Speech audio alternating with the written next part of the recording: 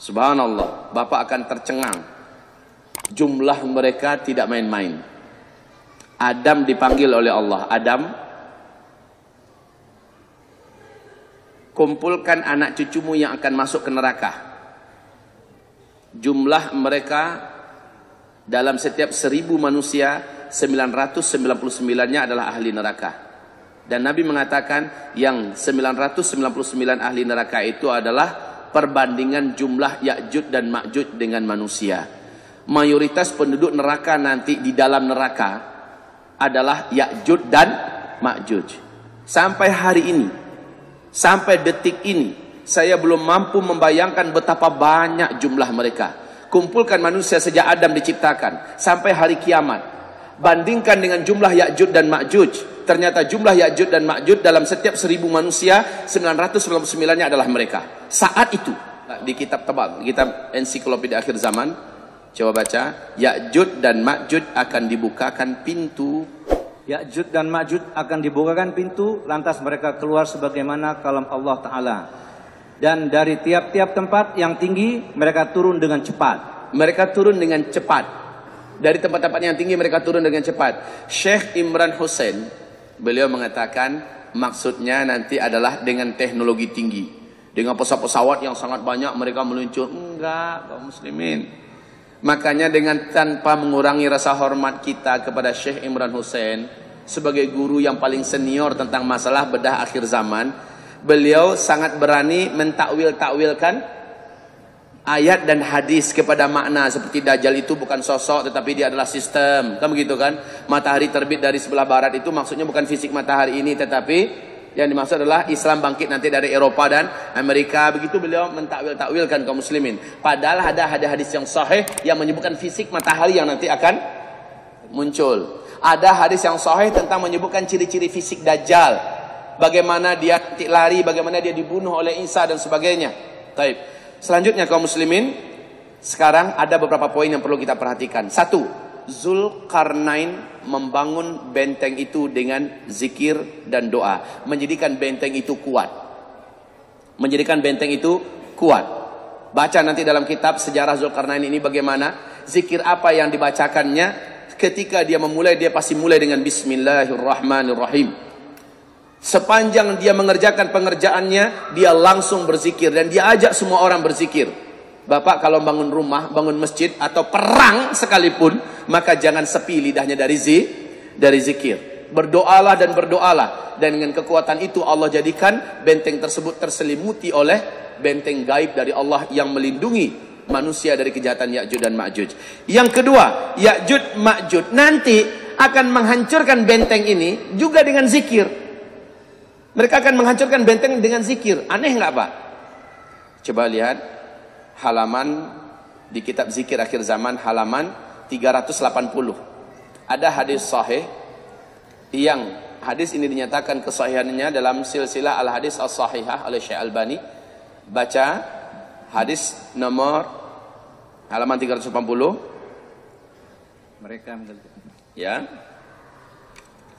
Mereka menggalinya setiap hari, sehingga ketika mereka hampir dapat melubanginya, maka pemimpin mereka berkata, kembalilah kalian besok akan dapat melubanginya. Lalu Allah ketika udah berlubang sebesar ini, kata Rasulullah, mereka sudah terpaksa harus pulang. Sebab apa? Udah gelap, udah malam.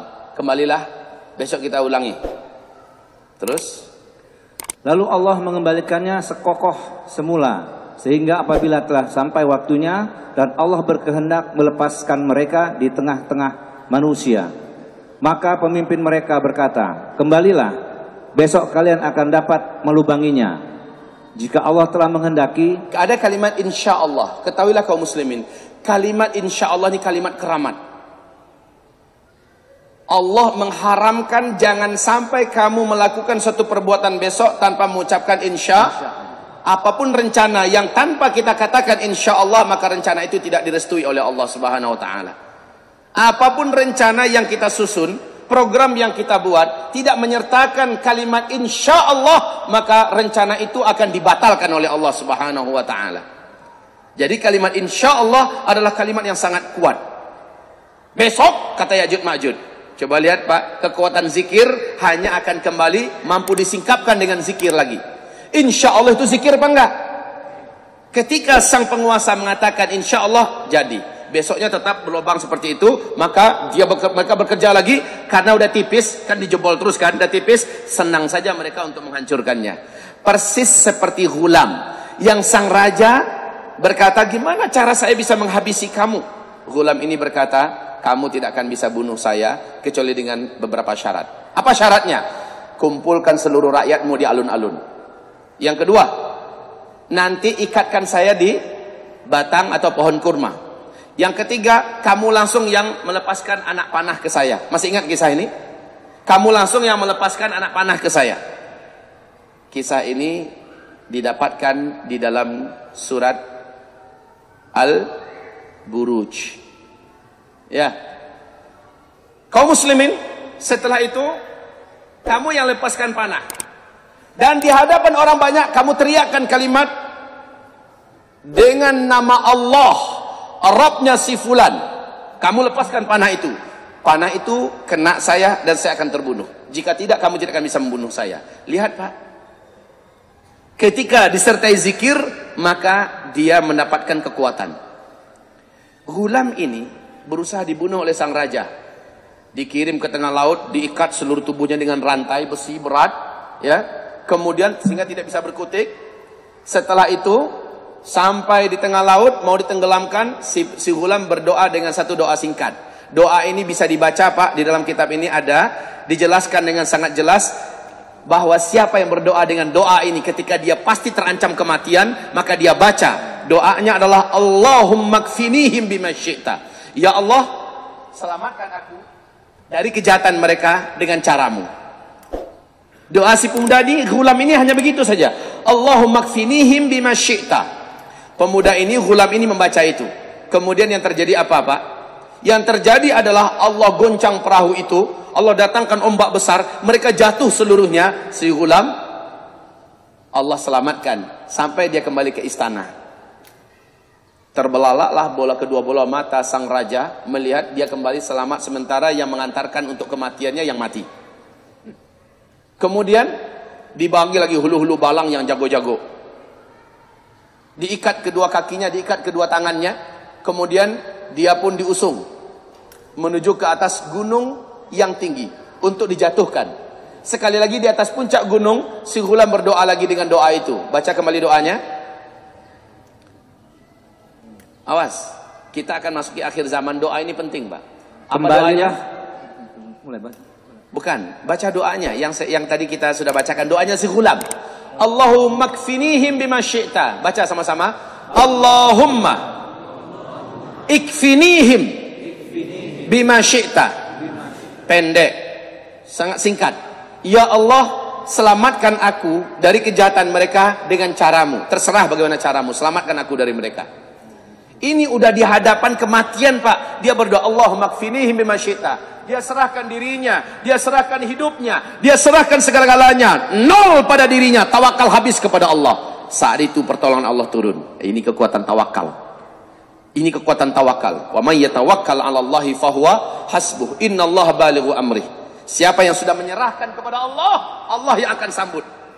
Lalu Allah yang menyelesaikan di belakangnya. Kamu tenang, kamu sudah sampai ke pangkuan saya, kamu sudah sampai ke haribaan saya, yang lain saya yang selesaikan. Masya Allah. Musa Laut Merah di depan, Firaun di belakang. Pedang dan tombak sudah nampak mengkilau-kilau untuk mencincang membantai mereka. Kemana nak lari? Bani Israel mulai gelisah, tapi Musa berkata, jangan khawatir, Allah tak akan meninggalkan kita. Hei Musa, ketuk dengan ujung tongkatmu laut ini, maka terbelahlah laut itu. Mereka menyeberang, Firaun menyusul, mampus mereka semuanya tenggelam. Kaum muslimin lihat, di puncak tawakal Allah berikan pertolongan. Ghulam ini juga di puncak tawakal. Ibrahim ketika dia diikat di atas unggunan kayu api yang dibakar, Ibrahim ada di atas. Puncak tawakal terjadi. Ibrahim menyerahkan segala-galanya. Datang pertolongan Allah Subhanahu wa taala. Ya nar kuni bardan wa salama. Hai api, dinginlah engkau. Selamatkan Ibrahim. Ketika api kayu bakarnya habis semua, orang-orang yakin Ibrahim bahkan debunya pun gak akan bisa ketemu, debu mayatnya. Tapi tiba-tiba Ibrahim keluar kayak baru keluar dari salon, Pak. Wajahnya bersih, pakaiannya rapi, malah tambah ganteng dari sebelumnya. Inilah dia kalau Allah yang sudah campur tangan. Semua hal yang ajaib akan Allah wujudkan, Pak. Makanya nolkan diri, nolkan senol-nolnya. Anggap kita ini bukan siapa-siapa, bukan apa-apa. Serahkan bulat-bulat kepada Allah, maka yang Maha Ahad tampil di depan. Nolkan harta kita, nolkan kekuatan kita, nolkan apapun pangkat jabatan kita, nolkan seluruhnya, kecerdasan kita, kepintaran kita, keperkasaan kita, nolkan seluruhnya. Serahkan pada Allah, maka yang Maha Ahad tampil di depan. Kalau yang Maha Ahad tampil di depan, 0 di belakang tadi itu menjadi harga enggak? Berharga, Pak. Angka 1 di depan adalah Ahadun Ahad, Allah di depan. Maka ini 0. Nolkan siapa kita, nolkan jabatan kita, nolkan harta kita, nolkan kekuatan kita, nolkan kecerdasan kita, nolkan kekuatan kita, apapun yang kita miliki, nolkan seluruhnya, serahkan pada Allah. Tampillah Allah yang Maha Ahad di depan. Ketika Allah tampil, semua ini akhirnya menentukan seberapa banyak tawakalan kita kepada Allah Subhanahu wa taala. Jangan pernah saya ahli kungfu, nanti saya akan sanggup melawan mereka. Kalau udah macam gitu, Pak, kita akan ditinggalkan Allah. Saya jenderal, bala tentara saya banyak, kita akan ditinggalkan Allah. Saya harta saya banyak, dengan apapun saya dibuat sekarang, kita akan ditinggalkan Allah Subhanahu wa taala. Tapi serahkan bulat-bulat kepada Allah Subhanahu wa taala. Terjadi. Allah makfinihi bima syi'ta. Ya Allah, cukupkan aku dengan caramu, selamatkan aku dengan caramu. Kaum muslimin hamba-hamba Allah kami muliakan. Terus bacakan. Allah berkata besok kembali, besok kalian akan dapat melubanginya jika Allah telah menghendaki. Lalu mereka kembali lagi, sedang dinding itu dalam keadaan seperti waktu mereka meninggalkannya dulu. Lalu mereka Ya'juj Ma'juj melubanginya dan keluar ke tengah-tengah manusia, lantas minum air, dan orang-orang berlari dari mereka. Siapkan halaman 383. Kita lihat Fir'aun baru telah lahir di muka bumi, dan itu dalam bentuk kekuatan yang global, Ya'juj dan Ma'juj. Kalau Fir'aun lama, ingatkah Bapak Ibu bagaimana Fir'aun lama melumpuhkan Musa dan Harun serta Bani Israel? Fir'aun lama telah pernah juga menembakkan panah ke arah langit, ya kan? Lalu setan melumuri ujung panah itu dengan darah, sehingga manusia menyangka Fir'aun telah membunuh Tuhan yang di langit. Aku telah bunuh Tuhan yang di langit. Perangai Fir'aun ini diulangi oleh Ya'juj dan Ma'juj. Yang dikejar oleh Fir'aun adalah Musa dan Harun. Yang dikejar oleh Ya'juj Ma'juj siapa? Isa dan siapa? Dan Al-Mahdi. Mirip, Pak. Yang dikejar mereka adalah Isa dan Al-Mahdi. Yang dikejar oleh Fir'aun dulu adalah Musa dan Harun. Kemudian apa yang mereka lakukan Fir'aun? Dia kuasai seluruh negeri manapun yang bisa mereka jangkau. Sementara Ya'juj, nah bedanya nanti Fir'aun masih terbatas kekuasaannya. Fir'aun di zaman Nabi Musa dulu. Ya'juj Ma'juj seluruh muka bumi. Sama dengan khilafah Islamiyah. Kan ada 5 fase sejarah. Ada fase kenabian, ada fase khilafah Rashidin, ada fase khilafah dengan sistem kerajaan. Ini adalah fase kita, fase tidak ada khilafah, dan ini kembali tegak khilafah. Nah, kaum muslimin, khilafah di masa ini baru 2/3 bumi dikuasai. Rasul mengatakan khilafah terakhir nanti ta'ummul arda. Satu bumi ini dikuasai penuh 100% oleh khilafah Islamiyah. Ini perbedaan khilafah yang terakhir nanti, Pak. Khilafah yang terakhir satu bumi. Sama dengan Fir'aun zaman dulu, hanya wilayah-wilayah terdekat dengan kerajaannya saja dikuasainya, dan manusia dihinakannya. Sementara nanti Ya'juj Ma'juj sebagai Fir'aun akhir zaman, satu bumi ini akan dikuasainya, dan penduduk langit akan diperanginya dengan cara melepaskan anak-anak panah. Taib. Selanjutnya hamba-hamba Allah yang kami muliakan. Lalu dengan 3 kali doa dan zikir kaum muslimin dari atas gunung Tur, senjata terkuat dipakai saat itu. Ad-doa silahul mu'min. Doa itu adalah senjata orang yang beriman. ketika Ya'juj Ma'juj tak mungkin dilawan, dan itu pasti. Ya'juj dan Ma'juj tak mungkin dikalahkan, itu pasti, Pak. Saat itu apa yang sanggup mengalahkan mereka? Hanyalah Allah. Mereka berdoa. Isa angkat tangan tinggi. Ya Rabb, Ya Rabb, Ya Rabb. Setiap kali Isa melanturkan doa, amin, orang-orang beriman mengaminkan. Inilah kekuatan doa. Ya, orang-orang beriman mengaminkan. Dalam hadis Sahih Bukhari, salah satu kebiasaan Nabi kalau kumpul-kumpul dengan sahabat-sahabatnya, Nabiullah Sallallahu Alaihi Wasallam suruh salah seorang sahabat berdoa, yang lain mengaminkan. Di kesempatan yang lain, kamu yang berdoa, yang lain mengaminkan. Kadang-kadang beliau yang berdoa, yang lain mengaminkan. Ya, nah ini dilakukan nanti di akhir zaman oleh Isa alaihissalam. Ya Allah, pada hari ini tidak ada satupun dari makhlukmu yang sanggup mengalahkan Ya'juj dan Ma'juj ini. Kami sudah lemah. Karena kenapa, Pak? Karena Isa sudah kelaparan di atas bukit. Orang-orang beriman sudah kelaparan di atas Bukit Tursina. Sampai-sampai satu kepala lembu lebih berharga daripada 100 keping dinar. Satu dinar itu berapa fulusnya? Satu dinar itu berapa fulusnya? Kalau uang rupiah kita sekarang, anggap 2 juta aja dulu. Anggap 2 juta saja dulu. Kali 100 berapa? Kali 100 berapa? 200 juta. Ya, 200 juta ya. Satu kepala lembu, satu kepala sapi lebih mahal lagi harganya daripada 200 juta fulus. Maksudnya apa? Saking laparnya sehingga sedikit makanan jadi rebutan orang-orang beriman di atas. Subhanallah, Isa berdoa. Inilah dia kekuatan doa di akhir zaman. Berbalut dengan zikir. Mereka berdoa, selesai mereka berdoa, mereka berzikir. Mereka pancing ridha Allah Subhanahu wa taala, menggema satu gunung itu dengan zikir.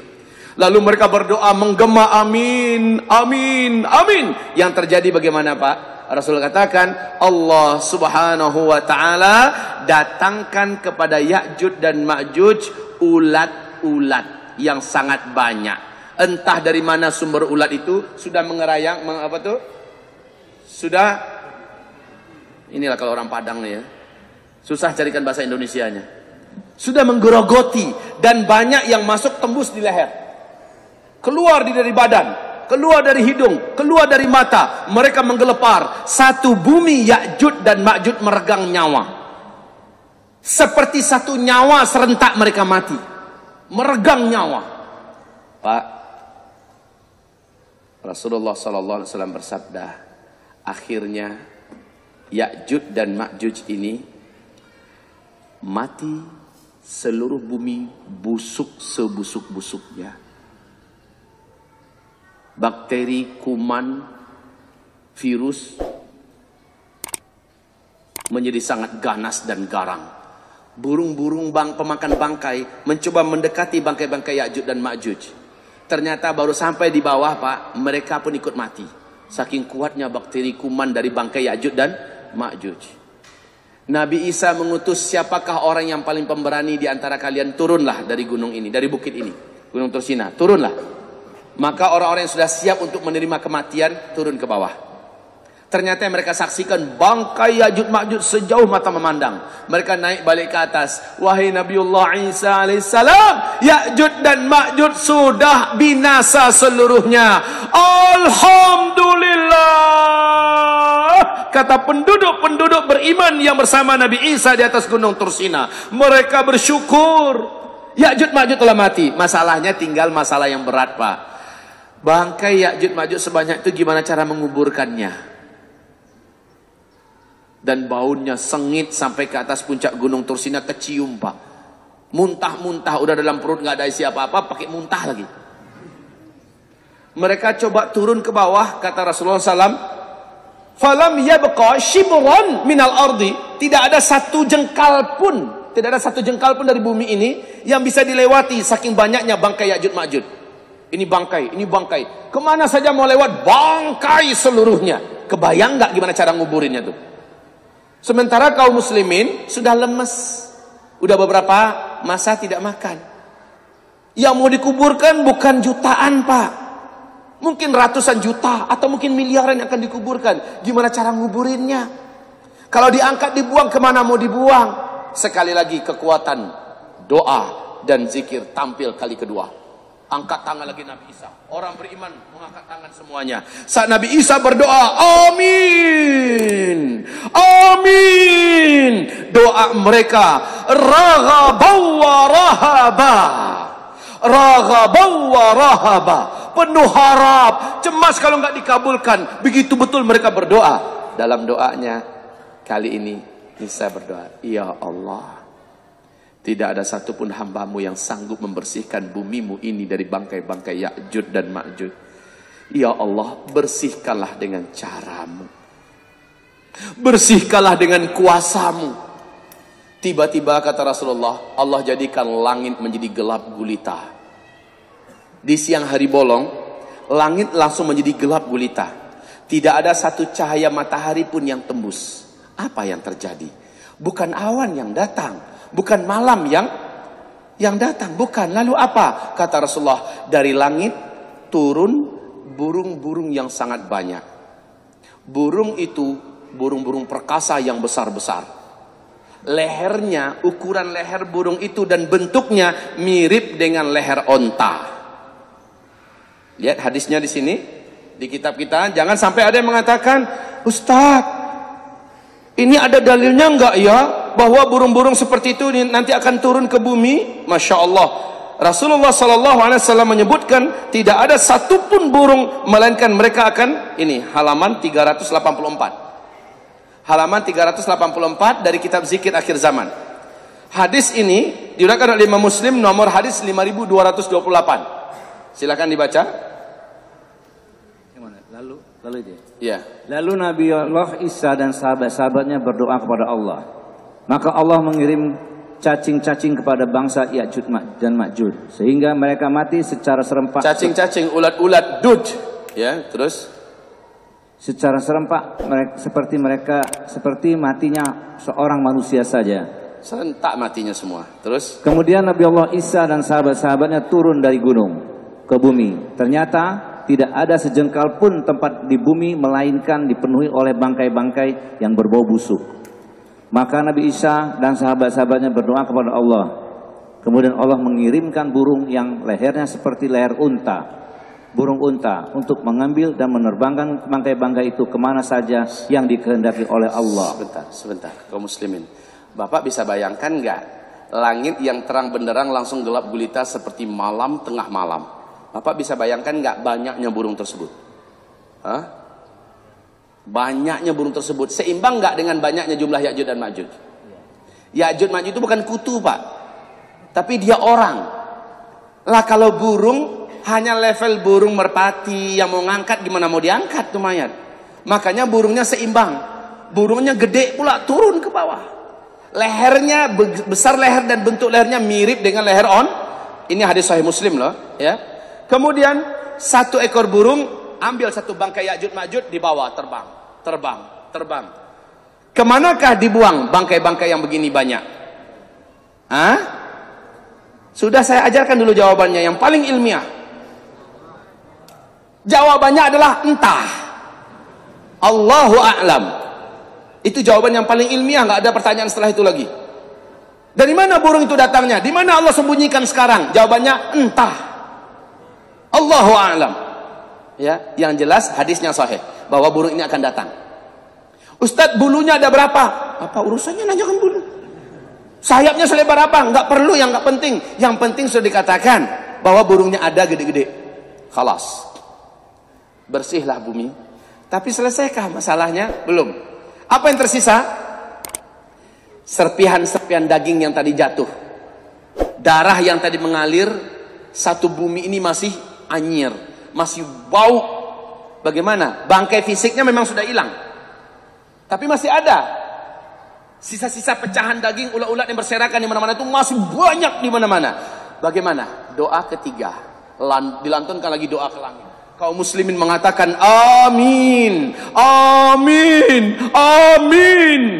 Allah datangkan hujan yang sangat lebat. Di riwayat yang lain Allah kata Rasulullah, hujannya selama 3 hari 3 malam. Hujan ini membuat seperti kaca yang terkena lumpur atau kotor, dilap dengan kain lap, mengkilap kembali. bersih kembali. Bumi ini menjadi bersih, hilang bau, hilang ulat, hilang darah, hilang sisa-sisa serpihan daging dan sebagainya. Hilang sehilang-hilangnya. Kemudian negeri Arab, sungai-sungainya langsung mengalir air. Tanah langsung hidup dan rumput pun tumbuh. Mulailah kehidupan bagaikan surga di dunia, seperti yang kemarin kita sampaikan.